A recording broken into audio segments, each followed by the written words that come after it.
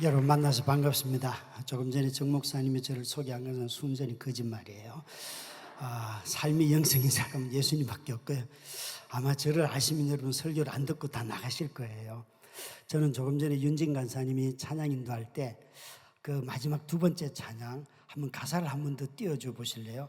아무것도 염려하지 말라. 그 가사를 보면서 굉장히 큰 은혜를 받고 오늘 밤에 성령님이 제게 하시는 말씀은 이거였구나 하는 것을 깨닫게 되었어요. 여러분, 이 가사가 이렇게 시작을 하잖아요. 아무것도 두려워하지 말라. 주 너의 하나님이 지켜주시니 놀라지 말라. 그렇게 하잖아요. 그죠? 한번 생각해 볼래요, 여러분? 아무것도 두려워하지 않는 사람이 있을까요? 아니, 여러분, 저는 이 가사를 찬양 중에 뭐라고 생각이 들었는가 하면 가사 좀 띄워주세요. 이런 생각이 드는 거예요. 아무것도 두려워하지 않지만 주 하나님만 두려워하라. 아무것도 두려워하지 않는다는 마음속에 혹시 여러분 하나님마저도 두려워하지 않는 것이 오늘 우리의 모습은 아닐까요? 그 다음 가사도 다시 한번 보여주실래요? 놀라지 말라, 겁내지 말라, 주님만을 두려워해라. 그 다음 가사요. 아무것도 두려워하지 말라. 똑같습니다. 내 마음이 힘에 겨워 지칠지라도 주님만을 두려워해라. 그 다음에요. 그 다음 가사 주세요. 세상에 험한 풍파 몰아칠 때도 주님만을 두려워해라. 주님은 나의 산성, 나의 요새, 나의 방패. 어쩌면 여러분 오늘 우리 시대에 사람들은 다 두려움을 피하면서 정말 하나님이 나를 지켜주신다고 말하지만 정작 그 하나님을 가장 두려워해야지만 그분이 우리를 지키시고 우리를 붙드시고 그분이 나의 보호자이신 것을 잊어버리고 산다는 거죠. 하나님이 내 편이라고 말하면서 하나님을 내 마음대로 조정하려고 하는 것이 오늘 우리가 하나님을 대하는 태도는 아닐까요? 하나님만 두려워하면 삶에 어떤 폭풍을 만나든지 어떤 마음의 낙심이 오든지 간에 하나님만 두려워하면 우리 일어날 수 있는 것 아니에요. 정말 우리는 삶의 문제를 두려워하지 않으려고 혹시 하나님께 가십니까? 아니면 하나님께 순종하기 위해서 하나님께 가십니까? 아니, 하나님을 이용하려고 하십니까? 아니면 하나님을 섬기려고 하십니까? 저는 간사님의 이 찬양을 인도하는 간사님과 함께 찬양을 드리면서 맞다. 내가 지금까지 나 이것도 두렵지 않아. 이런 고통도 당해봤고 저런 어려움도 무시도 당해보고 비아냥거림 조롱 다 당해봤어요. 그런데 정말 내가 두려워해야 할 한 분이 계시는데 그분은 하나님이라는 거예요. 하나님을 경외하는 마음은 초짜들에게 있어야 할 것이 아니고 예수 오래 믿은 늘 예수를 이야기하는 목사 같은 사람들, 장로님들이 하나님 두려워해야죠. 그죠? 연식이 좀 많은 사람들, 여기 있는 청년들은 다들 하나님을 두려워해요. 정말 저 가사가 아무것도 무엇도 놀라지 말라 그러는데 정작 주님만을 놀라워하고 주님만을 두려워하고 주님만을 우리가 두려워한다면 삶의 어떤 문제였든지 우리가 깨어나지 않겠습니까? 오늘 이 저녁에 정말 깨어나야 할 것은 무엇인가 하면 하나님 그분을 두려워하는 것이에요. 하나님은 우리가 마음대로 할 수 있는 분이 아니기 때문에 그렇죠. 제게는 올라오기 전에 두려움이 있었어요. 아니, 여러분 알다시피 김윤진 간사님이 얼마나 찬양을 인도를 잘하시는지 섬기는 교회 담임 목사님이 어느 날 이렇게 제게 소개를 하시더라고요. 우리 교회의 찬양 사역자 김 간사님은 나보다도 더 뷰어들이 많아. 내 설교는 그만큼 안 돼. 이렇게 소개하더라고요. 그런 분이 앞에서 찬양 인도하는데 저는 뷰어라고는 생각도 못하는 교회의 담임이에요. 이제 인터넷으로 예배에 함께 이 집회에 오셨던 분들 중에 쑥 빠져나가면 어떡하나, 그런 걱정이 덥디다 여러분. 그러나 저는 하나님 앞에서 이렇게 찬양하고 하나님을 예배하고 간사님과 함께 또 여러분과 함께 예배할 수 있어서 너무너무 기쁘고 감사해요. 이번 주제가 걱정하지 말아요 그대, 이 제목 누가 정했는지 이분이 분명히 오늘 이 저녁에 걱정이 가득할 거예요. 분명해요. 지금 눈동자가 돌아가면서 저기도 비었네, 누구 왔네 안 왔네부터 시작해서 굉장한 걱정 속에 휩싸였을 거예요. 그죠? 우리는 걱정 없는 사람은 아무도 없어요. 다만 걱정을 다스리며 살아가는 거죠. 걱정을 대하는 법을 아는 거잖아요. 그죠? 아일랜드 사람들이 좋아하는 축복의 기도에 이런 기도가 있습니다. 한번 띄워주실래요? 우리 함께 같이 읽도록 하겠습니다. 시작.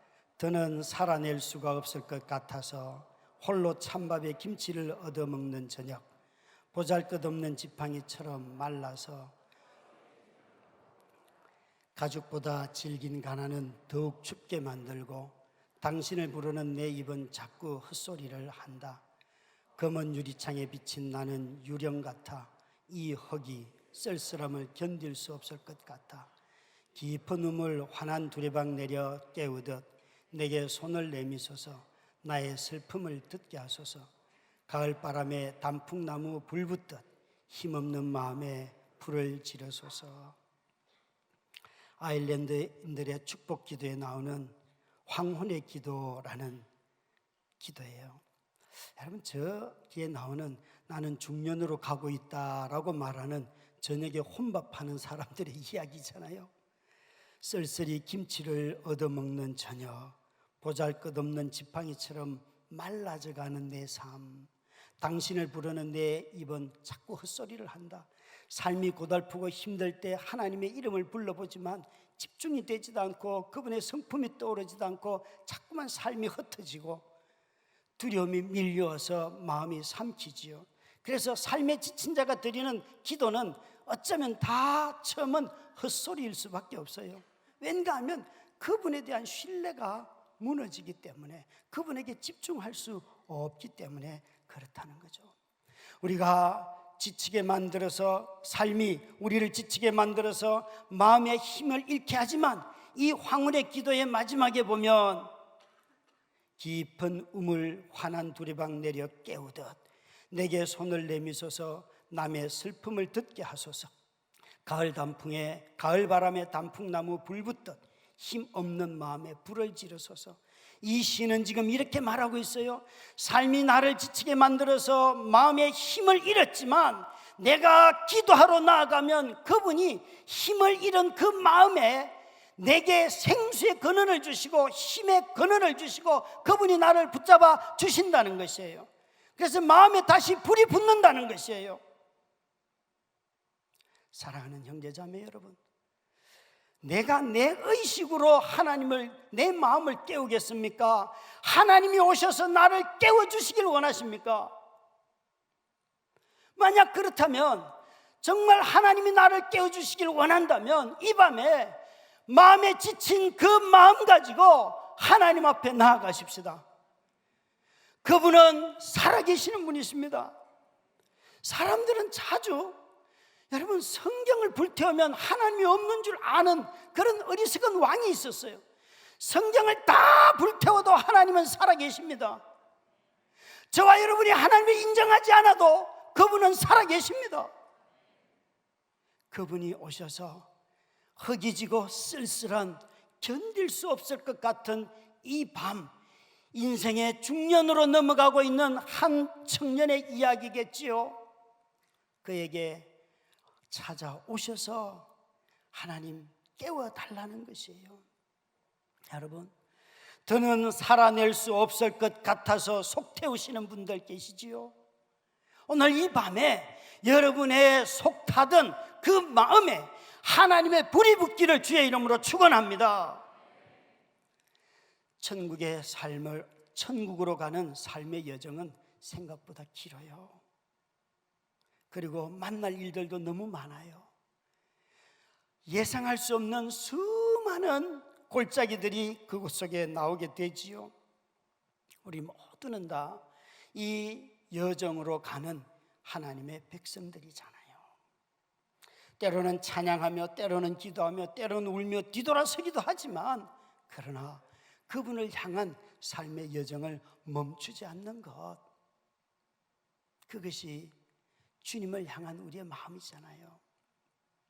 바울이 빌립보서를 쓰면서 바울 자신은 감옥에 수감되어 있고, 자기를 도우러 왔던 에바브로디도는 병에 걸려 있고, 그리고 바울이 빌립보서 전체에서 내가 참 괴롭다라는 단어를 4장에 두세 번 쓰는데, 그때는 전부 다 돈 얘기예요. 자기가 돈이 없어서 얼마나 괴로운지, 너희들이 후원이 끊어져서 내가 너무 괴로웠다. 그런데 다시 후원을 해주니까 난 너무 기쁘다. 바울도 그렇게 말하더라고요. 바울이 감옥에 있는 것 가지고 괴롭다 이야기를 잘 하지 않았어요. 오히려 직접적으로 그가 괴롭다 말하는 것은 4장에 가면 너희들의 후원이 끊어졌고 내가 떠날 때 한 번 후원해주고 그 사이에 없다가 이제 다시 후원을 해주니까 너희가 내 괴로움에 참여했으니 잘하였도다. 그 위대한 바울도 자기의 선교비가 끊어지고 자기의 그 비용이 끊어지고 자기 자신이 밥 먹을 것이 없을 때에 괴로웠다는 거예요. 여러분, 못 먹는 사도는 괴로운 거예요. 별 수가 없어요. 기도한다고 해서 돌이 떡덩이 되는 게 아니잖아요, 그죠? 여러분, 예수님도 맨날 그냥 기도해서 기적을 일으켜서 먹고 살면 되는데 예수님 또 그러지를 않으시더라고요. 여러분, 기적으로 먹고 사는 것이 아니라 우리 삶에 공급하시는 그분의 은혜로 먹고 삽니다. 오늘 우리가 세 끼를 먹고 네 끼를 먹고 간식까지 먹고 저녁에 와서 또 커피 마신 모든 것 다 하나님이 그때그때 주셨다고 믿으시겠어요? 일상적인 것을 믿는 것이 가장 어려운 거예요. 하나님의 공급하심 속에 이 바울은 그 이야기를 하는 거예요. 그래서 그는 이런 이야기를 합니다. 3장 18절에 보면, 빌립보서 3장 18절에 같이 읽습니다. 시작. 그들의 마침은 멸망이요 그들의 신은 배요 그 영광은 그들의 부끄러움에 있고 땅의 일을 생각하는 자라. 바울이 말하는 그들이 성도들이든지 그 당시 빌립보 사람이든지 그 논쟁이 되지만, 적어도 빌립보 도시에 있는 사람들을 볼 때 그들의 삶의 목표가 뭔가 하면 자신의 배를 채우는 게 목표였어요. 자신의 욕구를 채우는 것이 목표예요. 그래서 그들은 욕구를 채우고 죽음의 길로 가는 사람들이라, 저들은 땅의 일을 생각하는 사람들이라. 이것이 바울이 빌립보 도시를 보면서 그 사람들이 추구하는 인생관이라고 그는 명확하게 말하고 있어요. 여러분, 빌립보가 어떤 도시입니까? 사실 저와 여러분이 개인적으로 짓는 죄를 회개하고 돌이키는 것보다도 사실은 문화적으로 온 도시의 사람들이 추구하는 것을 버리고 내려놓고 살아가는 것이 훨씬 어렵습니다. 마치 이 시대의 청년들이, 여러분들이 비트코인을 안 하면 청년들과 대화를 할 수가 없어요. 목사님, 그거 하지 말라, 그게 죄다 그러면 쌍심지를 켜고 와서 싸울 준비를 한 청년들이 꽤나 많아요. 여러분 참 보세요. 집 한 채 갖는 것은 당연한 거죠, 그죠? 집 두 채 갖는 것은, 집을 세 채 갖는 것은, 네 채를 갖는 것은, 여러분 그게 투자입니까? 투기입니까? 아니 여러분, 재테크입니까?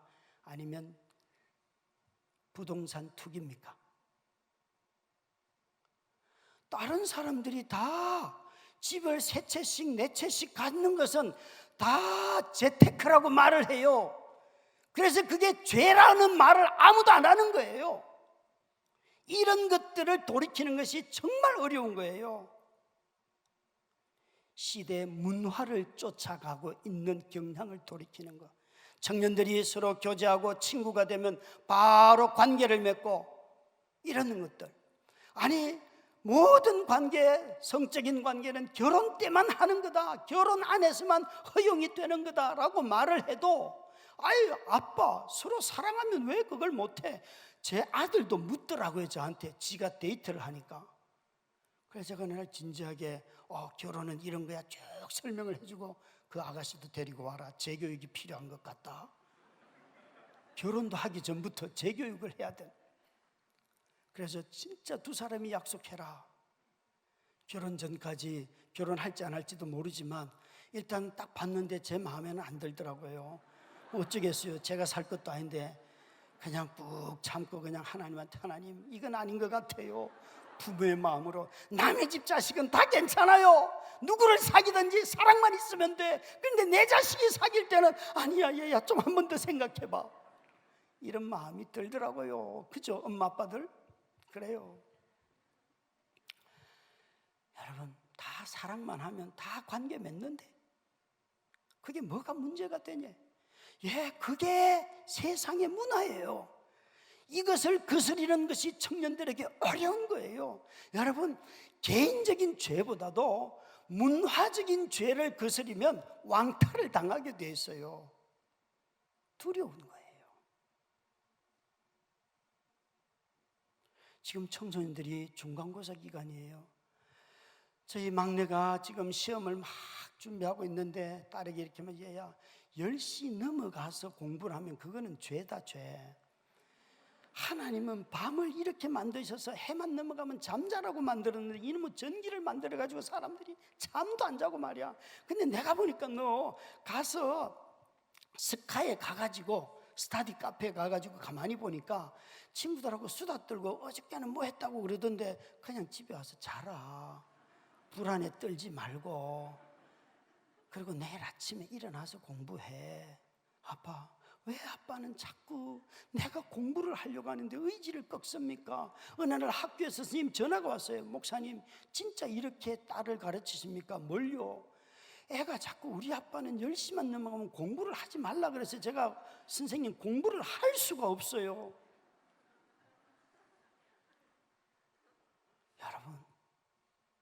여러분 어떻게 생각하세요? 밤이 오면 잠을 자야죠, 그죠? 예, 좀 핸드폰 1시, 2시까지 보지 마시고. 이런 삶을 돌이키는 것이 진짜 어렵다니까요. 그 밤에 카톡을 안 하면 친구들하고 관계가 다 끊어져요. 이렇게 말한다니까요. 빌립보 도시는요 철저하게 로마적인 삶을 추구하는 도시였어요. 이들은 그 도시 시민인 것을 굉장히 자랑스럽게 여겼어요. 빌립보는 아주 유명한, 작지만 유명한 도시였어요. 그 알렉산더 대왕의 아버지인 빌립의 이름을 따서 지어진 도시가 이 도시예요. 이 도시에는 주로 퇴역한 군인들이 와서 살던 아주 좋은 도시예요. 안락한 도시였어요.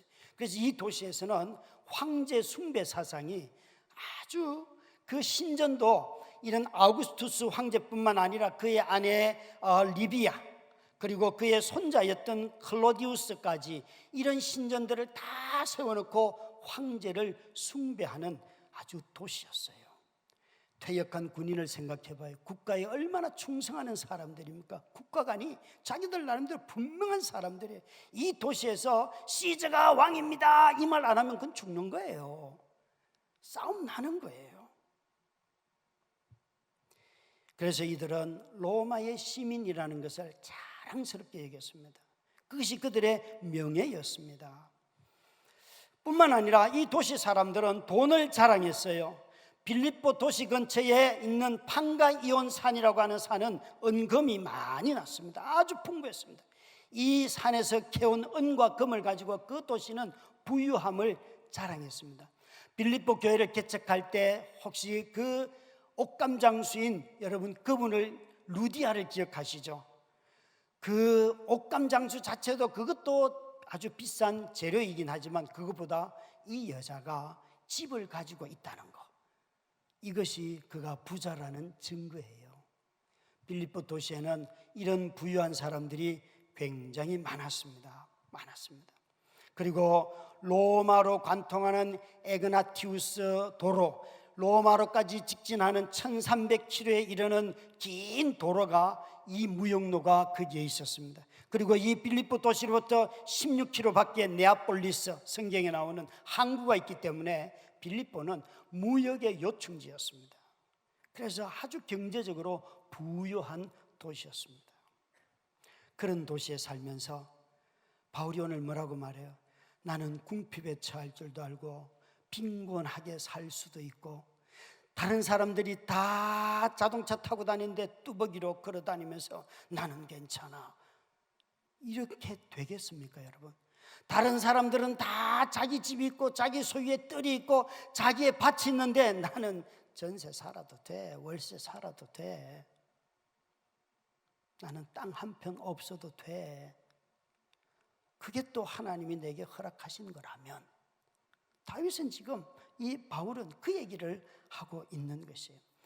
자신의 명예, 로마의 시민이라는 이 자랑을, 이 명예를 아주 존중하고, 또 그들이 자신들이 소유하고 있는 돈을 자랑하고, 마지막으로 이들이 그 당시에 이 시대를 지배하던 철학이 뭔가 하면 스토아 학파, 소위 말하는 자족하는 삶의 대가들, 자족하는 사람, 이 학파가 지배를 하였어요. 이들의 가장 주장은 뭔가 하면 행복이 인생의 목표다. 행복이라고 하는 것은 감정적으로 막 올라와도 안 돼요. 감정적으로 처져도 안 돼요. 감정의 흥분과 고저가 없이 그냥 차분한 상태. 아니, 이렇게 귀한 우리 찬양팀이 나와서 찬양을 하고 하면 정말 여러분, 어느 순간에는 감정이 올라오기도 하고 깊이 자기네 죄를 보고 어둠 가운데 깊이 들어가서 하나님 앞에 긍휼과 자비를 요청하기도 하고, 이런 감정의 흔들림이 있는 거잖아요, 그죠? 그런데 서투학파들은 차분하게 누가 와서 뭐라고 말해도 차분하게 소리도 지르지 않고 자기 스타일대로. 그래서 이들은 심리적으로 크게 기뻐하거나 슬퍼하지 않고 평온한 상태, 침착한 상태를 유지하는 것, 경제적으로는 가난하지도 않고 부하지도 않는 상태를 추구하는데, 사회적인 관계에서는 남에게 폐를 끼치지도 않고 도와주지도 않는 상태가 이들이 말하는 자족의 상태예요. 여러분, 이 사람들이 살아가는 삶의 철학을 보면 오늘 우리와 비슷하지 않습니까? 명예, 학벌, 자기가 나온 출신 학교, 너무너무 귀하잖아요, 그죠? 왜 그놈의 대학이 서울에만 있습니까, 여러분? 대학 안 가도 살 수 있죠? 네. 왜 이러세요? 여러분, 청주를 좀 잘 지키세요. 청주에도 대학 많잖아요, 그죠? 물론 알아요. 청주에 있는 대학도 못 가서 또 그 사람 어딘가로 또 가야 되는 분들도 계세요. 그런 분들이 계시는데, 여러분, 대학 안 가도 살 수 있어요, 없어요? 있죠, 그죠? 아니, 많은 분들이 별로 이렇게 직접적으로 묻겠으면, 여러분, 공부 못해도 살지요, 그죠? 여러분, 그러니까 대학 가지 마요. 공부 못해도 살 수 있다니까 그러네요. 그래요, 안 그래요? 엄마 아빠를 보면 아시잖아요. 그분들이 무슨 대학을 나와서 여러분 살렸어요? 그분들이 성실하게 장사하고 농사해서 여러분 다 먹고 사시잖아요. 예? 동의를 안 하셔서. 이놈의 한국 사회는 대학과 학벌과 어느 또 S 회사, 그 회사 안 가도 사는데 지장 없죠? 예, 여러분, 그래요, 안 그래요? 이 오송에 굉장히 많은 회사들이 있는데 거기 안 가고 그냥 마을에서 농사 지어도 살 수 있어요, 그죠? 안 믿는 것 같아요, 여러분. 너무나 그 어떤 직장, 자신의 출신 학교 가지고 이 시대 얼마나 자랑합니까? 뿐만 아니라 이놈의 돈만큼 여러분 우리를 존엄스럽게 만드는 게 없잖아요. 왜 돈을 많이 가지려고 해요? 돈만 있으면 다 와서 굽신거리잖아요. 제가 목사 안수를 받은 지 한 20년 넘었거든요. 제가 전도사 때는요, 교회 가면요, 관리 집사님들, 어이, 김전도사 왔어! 이랬어요. 근데 목사 안수를 받고 딱 출근하니까 주일날, 목사님 오셨습니까? 집사님 왜 갑자기 허리가 아프세요? 평소 하던 대로 해요. 어이, 김 목사! 이래야지. 갑자기 김 목사님. 아니, 왜 그러세요? 여러분, 왜 그러세요? 사람 좀 똑같이 대해줘요. 그죠? 왜 대답을 안 해요? 진짜 충청도네. 마음의 대답은 벌써 몇 번 하셨죠? 아멘이라고. 그죠? 알아요, 알아.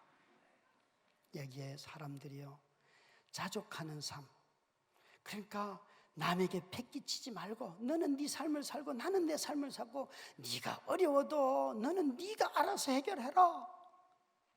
이게 자족하는 삶, 그들의 모습이었다는 것이에요. 다시 말해서 이들이 말하는 자족의 삶은 내가 가진 것은 내가 만족하고 다른 사람의 삶에 간섭하지 말고 살자. 이게 바로 그 시대 사람들의 모습이고 오늘 이 시대 사람들의 모습이기도 해요. 빌립보는 큰 도시는 아니었지만 자신들의 태역 군인들이 많이 살았고, 그리고 황제의 이름을 따서 지은 도시였기 때문에 그 명예심이 아주 많았습니다. 이 도시를 험담하는 자가 있다면 그는 큰 곤욕을 치렀을 것입니다.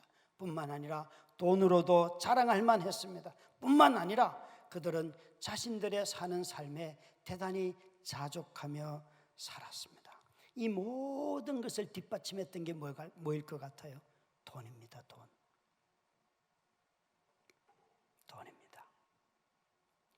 여러분, 이 시민이라는 자부심을 불러오는 명예와 경제적인 부유함, 그리고 자신을 위해서 자족하는 이 삶의 모든 것을 뒷받쳐주는 삶이 있는데 그게 바로 돈이에요. 돈만 있으면 얼마든지 자족하며 혼자 여행 마음껏 다니면서 살 수 있고, 내가 돈만 있으면 누구한테 무시당하지 않고 살 수 있고, 내가 돈만 있으면 사람들이 나를 그래도 존중해 주는 그런 사회였단 말입니다. 우리가 지금 살고 있는 시대와 똑같이.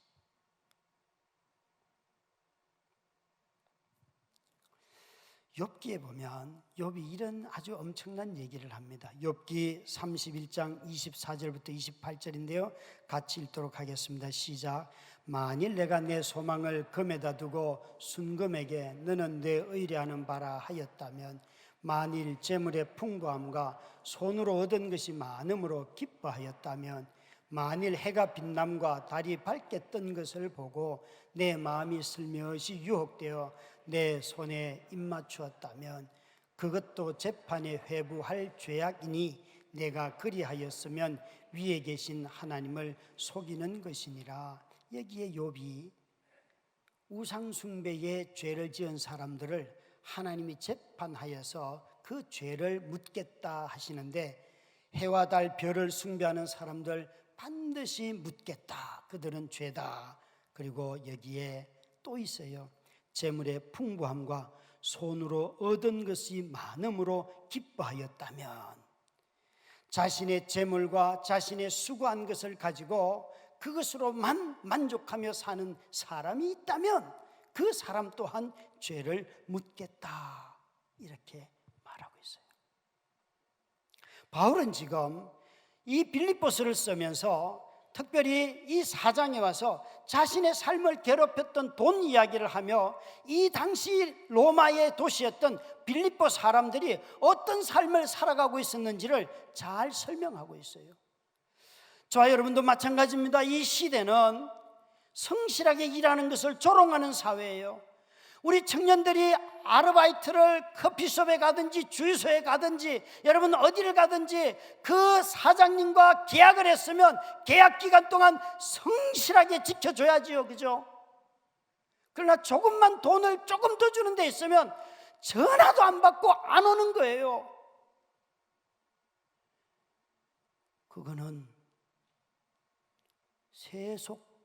세상을 쫓아가는 삶의 태도지요. 적어도 그리스도인 형제 자매들을 알바생으로 쓰는 사장님이 있다면, 야, 너는 약속한 것을 지키는구나, 그 이야기를 들어야 되지 않겠습니까? 돈을 어디서 더 많이 준다 그래도 약속한 것을 지키셔야죠. 그런데 온갖 거짓말을 꾸며서 거짓말 안 하는 사람이 없어요. 여러분, 거짓말 엄청나게 많이 합니다. 변명을 엄청나게 많이 합니다.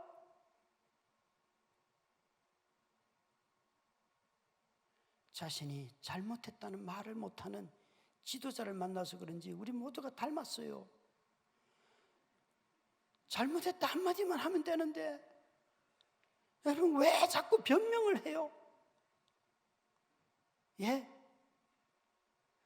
그리스도인은 진실하게 용서를 구하는 삶 아닙니까? 목사님, 저도 잘못하고. 왜 잘못하죠? 저도 당회에 가서 제가 잘못했습니다. 성도들에게 잘못했습니다. 동역하는 교역자들에게 내가 또 잘못했네, 용서해줘, 실수했네, 잘못했네. 그 얘기 우리가 달고 사는 이야기 아닙니까? 왜 하나님 앞에 와서는 용서를 그렇게 많이 구하면서 하나님도 아닌 사람에게는 왜 용서를 못 구합니까? 자신의 명예와 체면 때문이죠.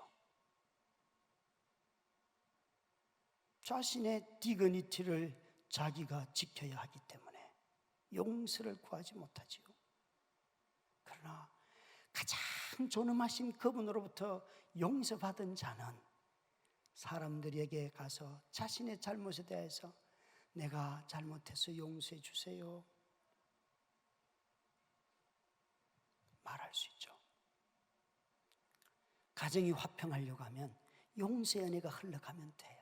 그런데 그 자신이 스스로 지키려고 하는 그 명예심, 자기 존엄 때문에 못하는 거예요. 이 도시는 그런 도시였다고요. 근데 바울이 오늘 뭐라고 말해요? 우리 11절부터 14절까지 13절까지의 말씀을 다시 한번 같이 읽도록 하십시다. 같이 하나님의 말씀을 읽도록 하겠습니다. 시작. 내가 궁핍함으로 말하는 것이 아니니라. 어떠한 형편에든지 나는 자족하기를 배웠노니 나는 비천에 처할 줄도 알고 풍부에 처할 줄도 알아. 모든 일 곧 배부름과 배고픔과 풍부와 궁핍에도 처할 줄 아는 일체의 비결을 배웠노라. 내게 능력 주시는 자 안에서 내가 모든 것을 할 수 있느니라.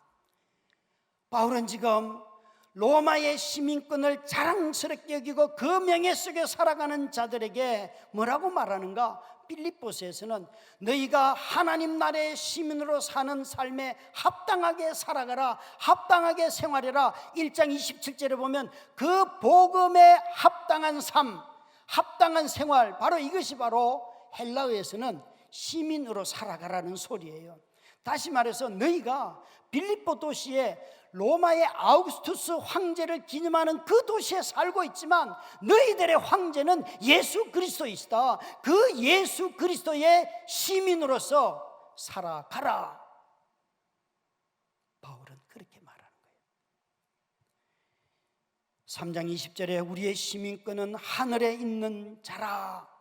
우리의 소속은 이 땅에 지금 로마의 시민일 뿐만 아니라 하늘 시민이기 때문에 그 시민답게 살아가는 삶을 이야기를 하고 있어요. 이 도시의 사람들은 로마의 시민으로서 물질적인 풍요 속에서만 사는 법을 로마의 시민답다 그렇게 말하였어요. 그런데 바울은 거기다가 이렇게 말해요. 내가 궁핍에 처할 줄도 알고 비천에 처할 줄도 알고 나는 배고픈 삶도 알고. 바울은 하나님 나라 백성으로 살면 언제나 풍요롭고 언제나 풍성하고 언제나 굶주림이 없고 이렇게 말하지 않고 이런 삶도 하나님 나라의 백성 가운데 있었다. 그 시민답게 얼마든지 내가 굶주릴 때에도 나는 하나님의 시민답게 살아왔다. 시험에 떨어졌어도 하나님의 백성으로서 얼마든지 우리는 살 수 있잖아요.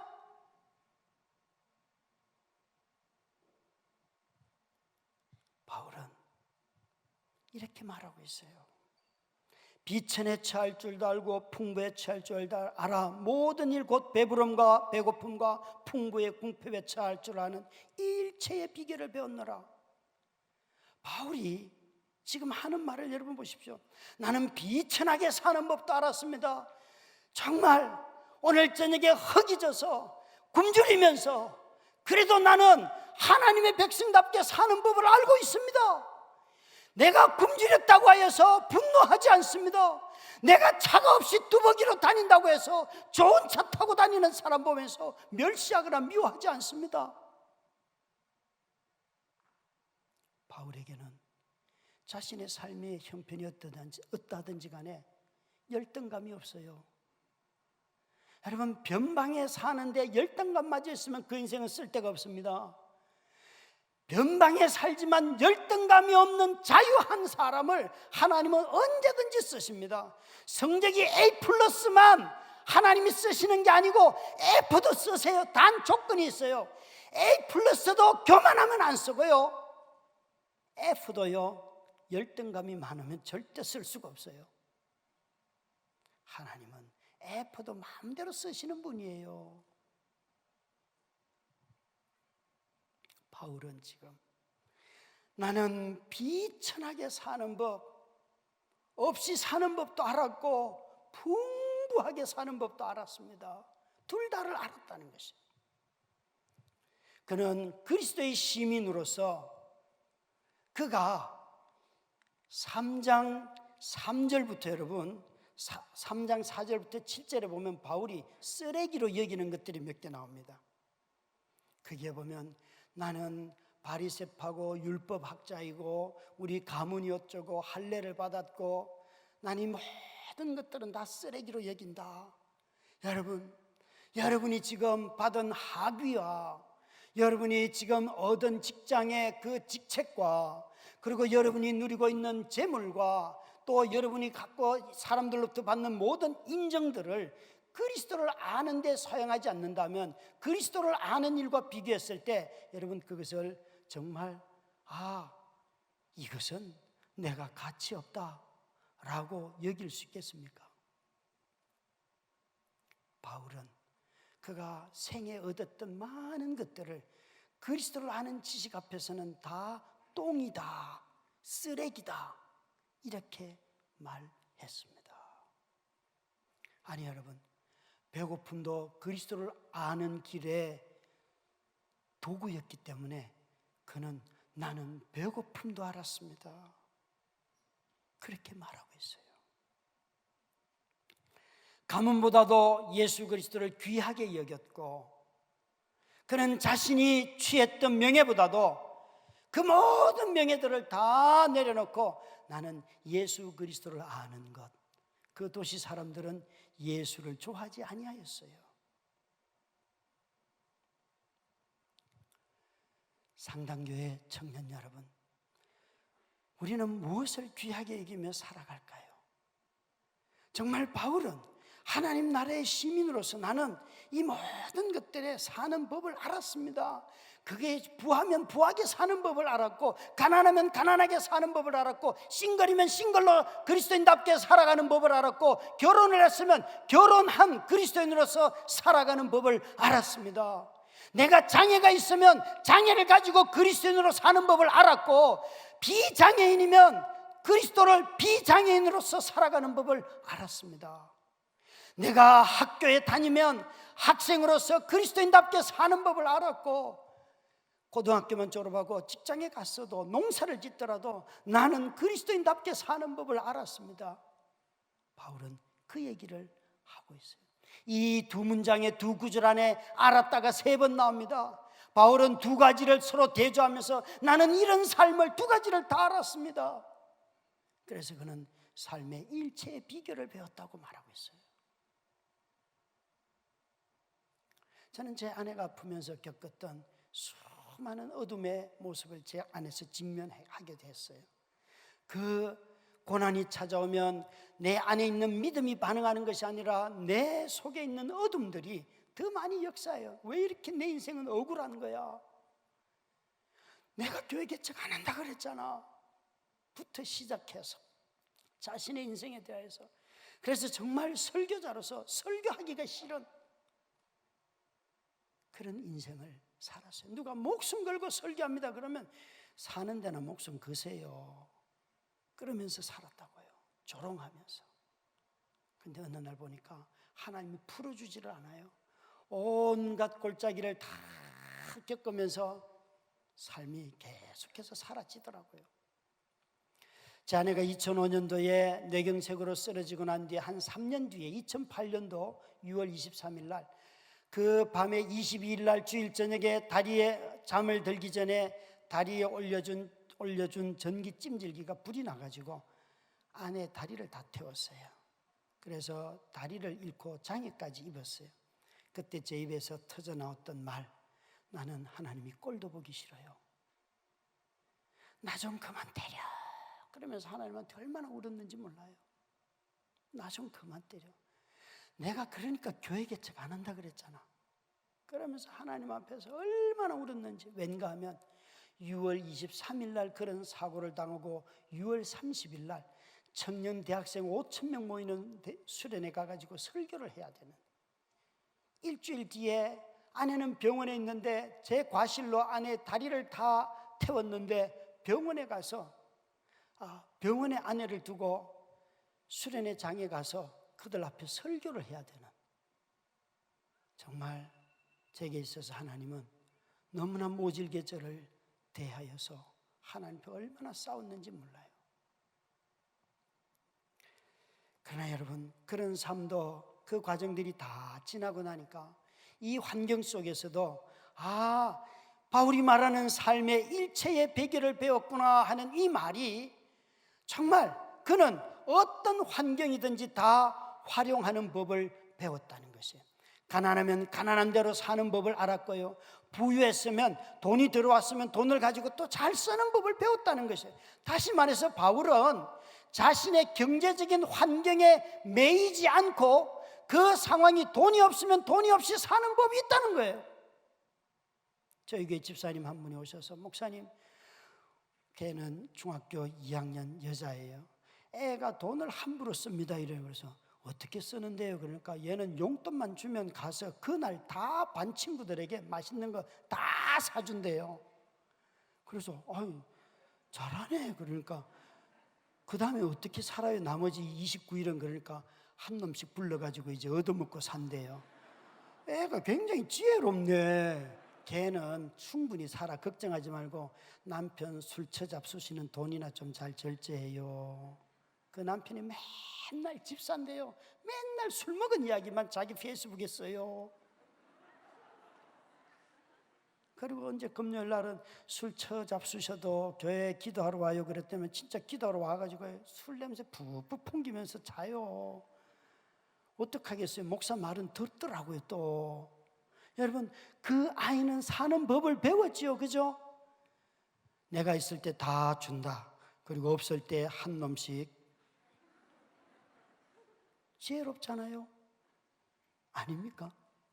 삶의 일체의 비결을 배웠노라. 아이들이 어느 날, 아빠 용돈 주세요. 야, 이럴 때 이모 찬스를 써라. 이모는 자식도 없고 결혼도 안 했고 혼자서 저렇게 전문 직종에 있는 이모 아니냐. 아빠보다도 월급을 더 많이 받는다. 이모한테 너희들이 용돈을 달라고 해라. 그것이 너희들이 살 길이다. 애들이 막 이모한테 몰래 봉투를 받더라고요. 그렇죠? 이모들이요, 싱글 이모들, 여행만 다니지 마시고 조카들 돈 주기 위한 사명으로 여러분이 싱글로 산다는 거 하나쯤 넣어주세요. 삶의 목표에. 삶의 일체의 비결을 배웠다. 여러분, 돈에 매이지 않고 자신의 형편을 어떻게 이용하는 법을 아는 것을 성경은 지혜라고 하는 거예요. 지혜는 자신의 가진 것, 자신의 처지를 잘 활용해서 사는 거예요. 그래서 이런 환경에 의존하지 않고 주어진 환경을 잘 활용해서 사는 걸 지혜라고 한다면, 그 지혜는 누가 주십니까? 하나님이 주시는 것이에요. 바울은 지금 이렇게 말하고 있어요. 하나님이 때로는 궁핍도 주신다. 궁핍의 공급자 여호와 하나님. 그리고 하나님은 내게 부유함도 주신다. 부유함의 공급자 하나님. 여러분 어떤 하나님이 좋으세요? 우리 하나님은 둘 다를 주시는 분이잖아요. 그러니까 이 바울이 지금 얘기하고 있는 것은 이런 얘기예요. 내게 능력 주시는 자 안에서 내가 모든 것을 할 수 있다고 말할 때 이 말의 뜻은 하나님이 어떤 환경을 주든지 간에 그 환경을 살게 하시는 분이 있는데 그분은 하나님이시다. 그분의 능력으로 나는 산다.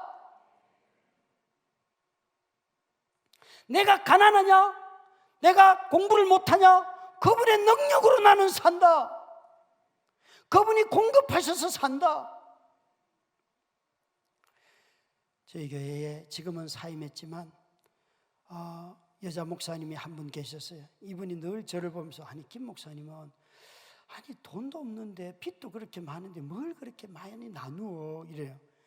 그럼 당신은 안 나누어요. 그러니까 자기는 주시는 돈을 잘 관리해가지고 정확하게 쓴다는 거예요. 그러면서 어느 날 오더니만 목사님 나 큰 빚을 졌어요 이래요. 그래서 얼마를 목사님 얼마를 빚졌는데 큰 빚이라고 해. 그랬지만 800만 원 이러는 거예요. 그래서 제가 아니 나는 지금 은행에 빚이 2억인데 아니 내가 더 큰 빚이지 당신은 800만 원 그게 빚이요. 그러니까 목사님 나는 한 번도 빚을 져본 적이 없습니다. 그래요. 그래서 웃으면서 이제 이해가 됐어. 목사님은 돈을 100만 원을 주면 100만 원을 관리하는 법을 잘 아시는 분이 목사님이야. 그래서 목사님은 하나님이 110만 원을 줄 이유가 없어. 왠가 하면 100만 원 가지고 잘 살기 때문에. 그런데 나는 100만 원을 줘도 200만 원을 쓰기 때문에 하나님 좀 복잡해.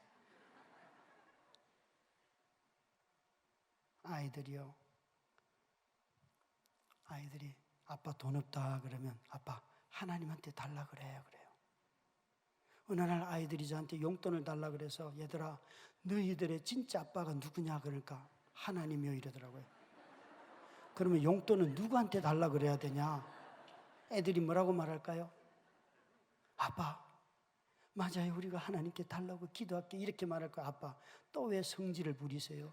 하나님이 아빠를 세워서 우리를 먹이시고 입히시고 돌봐주시도록 우리가 결혼하기 전까지는 다 우리를 책임질 보호자가 당신이십니다.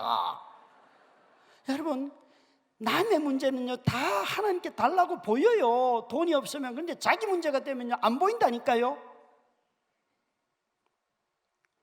안 보여요. 하나님은 아내를 돌보는 제게 이런 말할 수 없는 돈 얘기하라 그러면 저 있잖아요 한 3박 4일 부흥회 할 수 있어요. 돈에 대해서만 할 수 있어요. 아니요 그보다 더 중요한 게 있어요.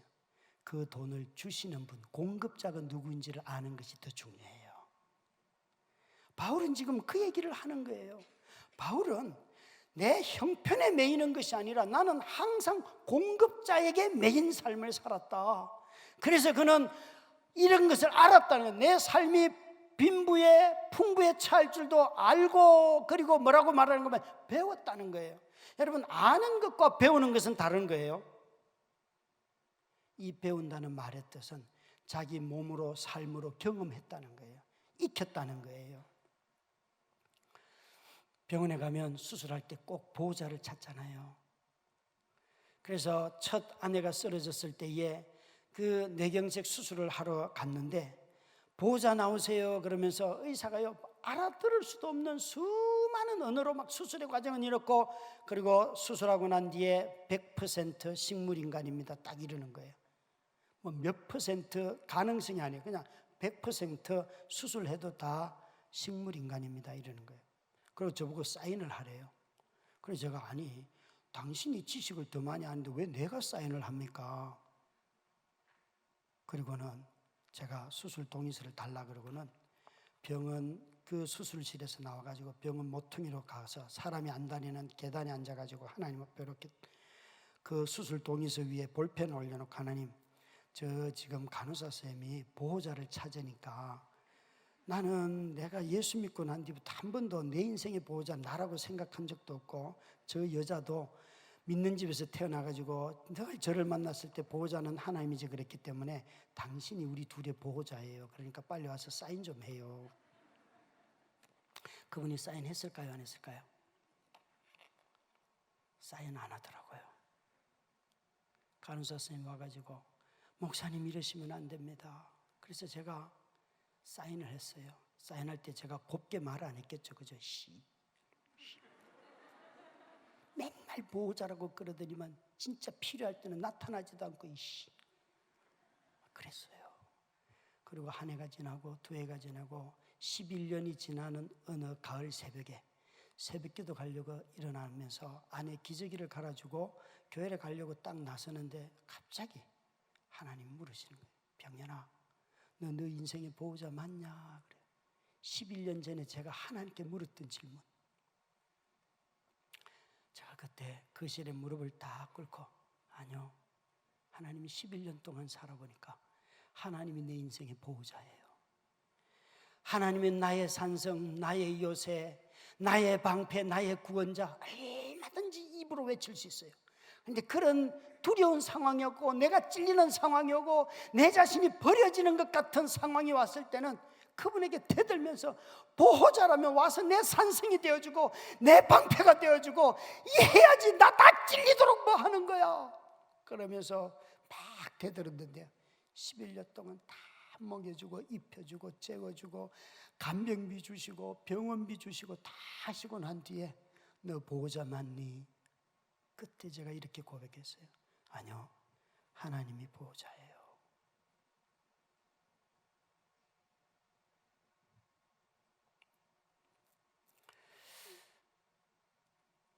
여러분, 이지선 아마 자매를 할 거예요. 꽤 괜찮은 해피엔딩이라는 책이 있잖아요. 지선 자매의 책. 이 자매가 어느 날 대학생이 되어서 그가 오빠와 함께 차를 타고 가다가 사고를 당해서 얼굴에 화상을 입고 지난 한 20여 년 동안 수차례의 수술을 하면서 살아온 자매 이야기를 아마 아실 거예요. 이 자매가 쓴 꽤 괜찮은 해피엔딩이라는 책을 보면 자매가 어느 날 이걸 깨달아요. 사고를 자꾸 당했다라고 말하는 자신을 깨닫게 돼요. 이 당했다라는 말 속에는 항상 자기 자신은 피해자라고 규정을 한다는 거죠.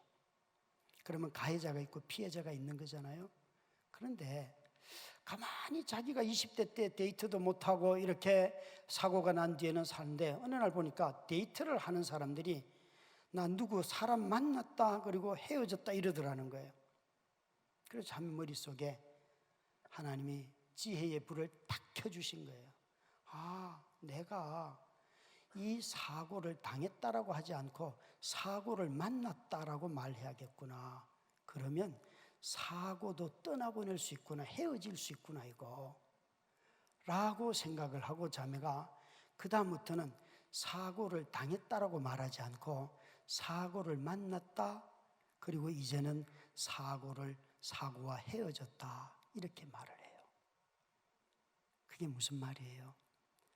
자신의 인생에 하나님의 간섭하심, 하나님의 일하심을 그가 보기 시작했다는 거예요. 현실은 가혹했지만 그럼에도 불구하고 이 자매는 만났다가 헤어지는 연인의 관계처럼 내 사고와도 내가 만났어, 그 과거에 머물지 않고 나에게 피해를 입힌 그 가해자를 원망하며 사는 것이 아니라 이제부터 그 사고와는 헤어지고 나는 은혜를 만나서 새로운 인생을 살겠다는 거예요. 여러분, 이 밤에 여러분의 인생에서 만났던 모든 사고를 다 이제는 그 사고와 헤어지는 밤이 되기를 바랍니다. 그리고 하나님의 은혜를 만나는 형제 자매들이 되기를 바랍니다. 우리는 너무 자주 이런 사고와 헤어지지 않기 때문에 은혜를 만나지 못하고 살아가는 인생들이 너무 많아요. 오늘 우리 이 사경의 주제가 걱정 말아요 그대. 아니 걱정이 안 됩니까? 걱정이 되잖아요, 그죠?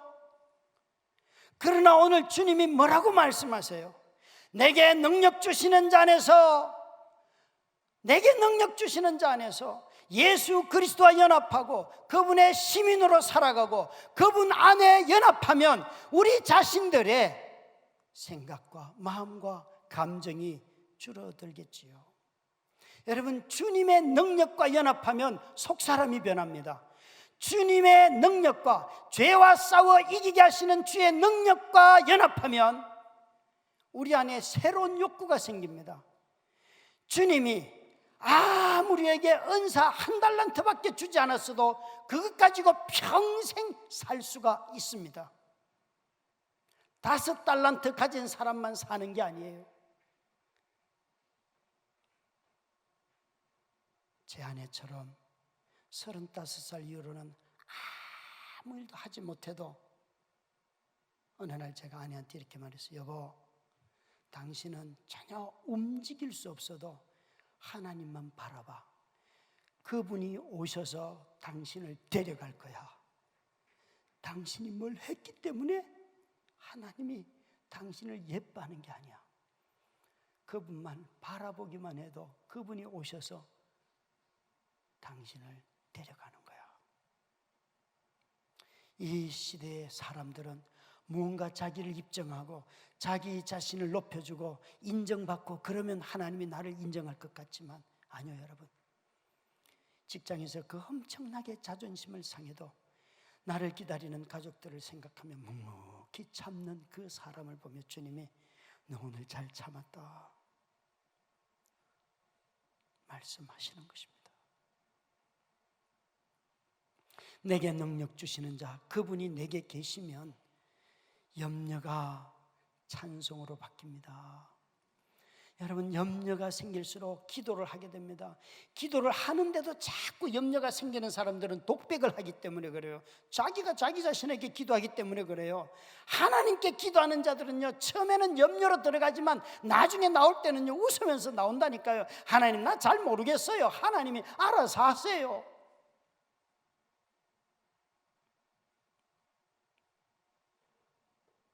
기도하는 그 시간에 내가 변하는 시간이에요. 능력의 주님이 내 안에 계시면 내가 변한다니까요.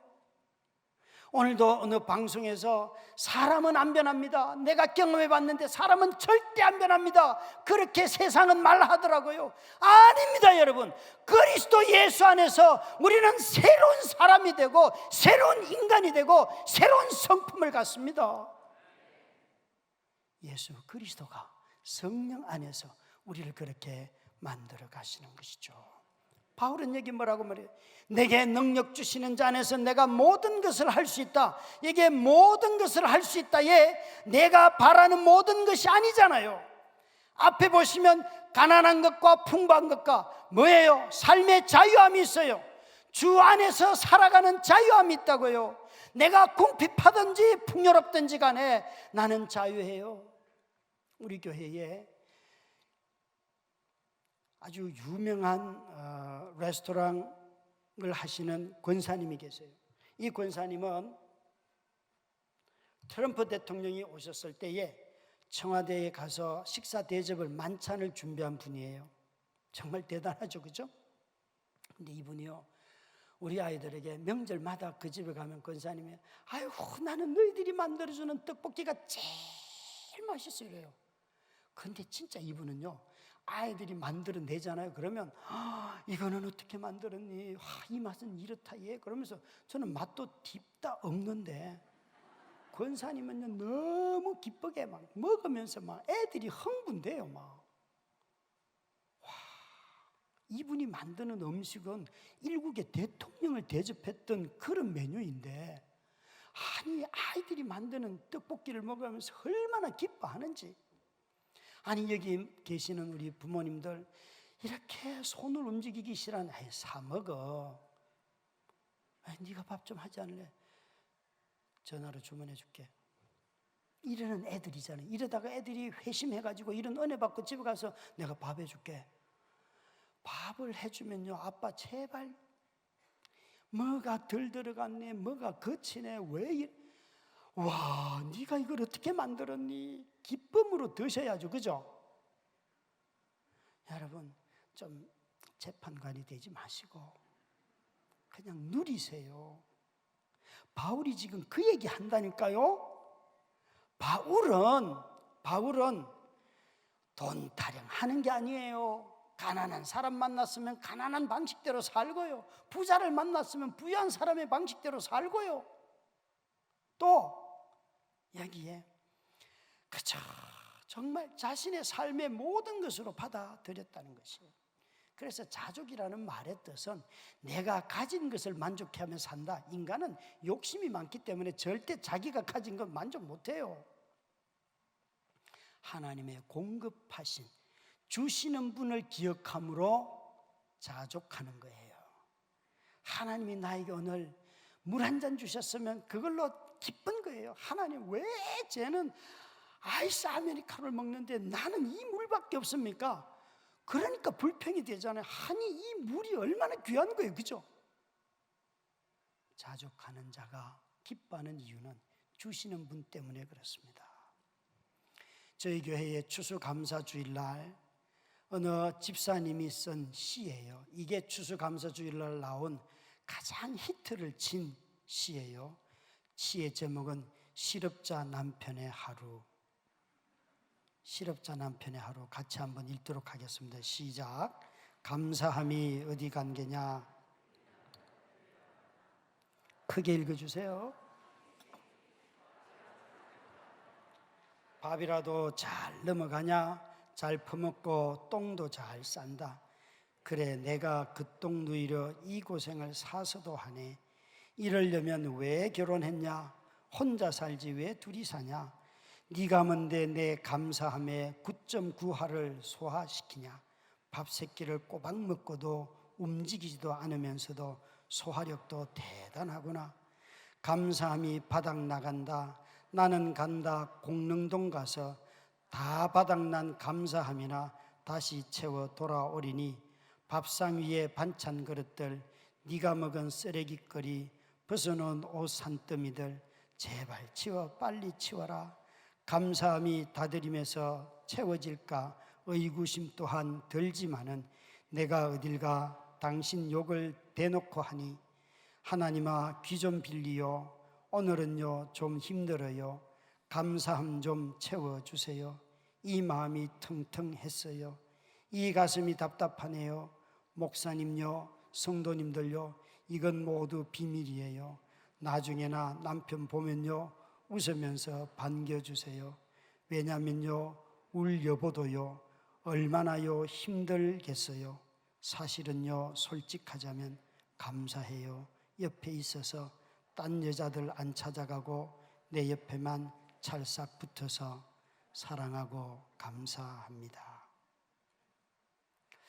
오늘 청년 집회인데 굳이 이 시를 가져온 것은 여러분들에게 그래서 결혼은 하지 말자, 결혼해봤자 인생 땡이다 라는 것을 가르쳐 주려는 게 아니고 이런 여자와 남자가 있다는 것. 그런데도 불구하고 뭐라고 말해요? 내 옆에만 찰싹 붙어서 사랑하고 감사합니다. 근데 이런 분위기일 줄 알았어요. 확실히 이 시대는 결혼에 대한 소망을 갖고 있지 않아요. 저희 딸의, 이건 비밀이에요. 형 남자가 있어요. 그래서 올해 초에 제가 얘야 너 언제 결혼, 혹시 결혼한다면 결혼할 생각이 있니? 언제쯤 결혼할 생각이니? 25 먹은 딸에게 물었어요. 그랬더니 저를 딱 째려보면서 그걸 왜 아빠가 물어? 야, 이 이년아, 아빠가 묻지. 그러면 누가 묻냐? 그렇다면 결혼은 내가 마음대로 하는 거지 왜 아빠가 물어? 이러는 거예요. 아니 여러분, 아빠가 묻는 거잖아요, 그죠? 아빠가 묻는 거예요. 옆집 아저씨가 물으면 큰일 나요. 그러니까 제발 그렇게 좀 하지 마요. 아빠도 힘들어요. 여러분은 여러분의 삶에 자족해요? 아니, 여러분의 삶의 공급자가 하나님이신 것을 믿습니까? 그렇다면 우리의 삶의 태도가 어떻다고요? 로마의 시민됨을 명예롭게 생각하며 존경하며 살던 그 도시, 돈을 우상으로, 황제를 우상으로 섬기고 힘을 좋아하던 그 사람들이 살던 도시에서 우리 보고 그리스도의 용사로 그리스도인답게 살라는 거예요. 여러분 모두가 여러분의 형편과 처지로부터 자유하고 오직 주의 사랑과 은혜에 매여 사시기를 주의 이름으로 축원합니다. 함께 이 찬양을 하고 싶어요. 의지했던 모든 것 변해가고 억울한 마음은 커져가네. 부끄러움 없이 살고 싶은 마음 주님 아시네. 함께 찬양해 주시면 좋을 것 같아요. 같이 찬양하십시다.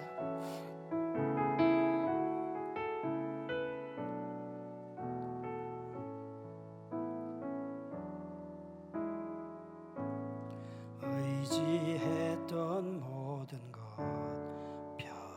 변해가고 억울한 마음은 커져가네. 부끄러움 없이 살고 싶은 마음 주님 아시네.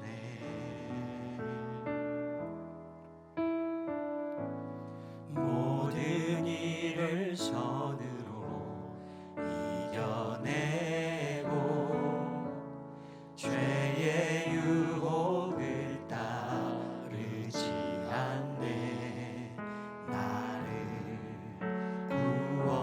구원하신 영원한 그 사랑 크신 그네 날 붙드시네. 주어진 내 삶이 작게만 보여도 선하신 주 나를 이끄심 보내.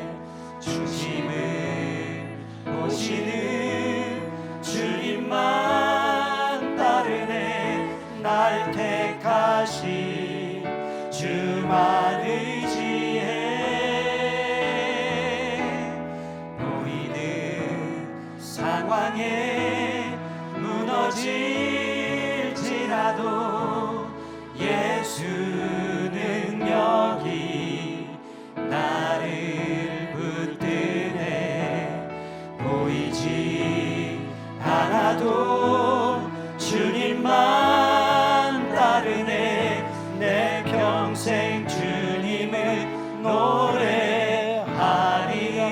주어진 내 삶이 작게만 보여도 선하신 주 나를 이끄심 보내. 중심을 보시는 주님만 따르네. 날 택하신 주만 의지해. 보이는 상황에 무너질지라도 예수 능력이 나를 붙드네. 보이지 않아도 주님만 따르네. 내 평생 주님을 노래하리. 보이는 상황에 무너질지라도 예수 능력이 나를 붙드네. 보이지 않아도 주님만 따르네. 내 평생 주님을 노래하리.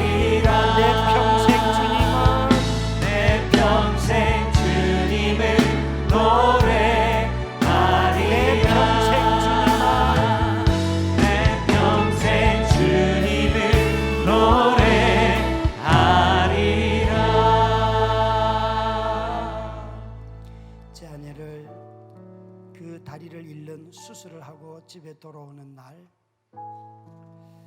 수술이 끝나고 영등포 롯데백화점에 가서 쇼윈도에 있는 신발을 보면서 울었습니다. 이제 당신은 신발이 필요 없는 여자가 됐구나. 그러나 여보, 당신이 나보다 하루만 일찍 죽으면 돼. 내가 평생 당신을 돌볼게. 그리고 차를 몰고 이제 한 30km 정도 밖에 있는 집으로 돌아오는데 갑자기 마음속에서 하나님, 내 인생의 꿈이 뭐예요? 하나님께 묻기 시작했어요.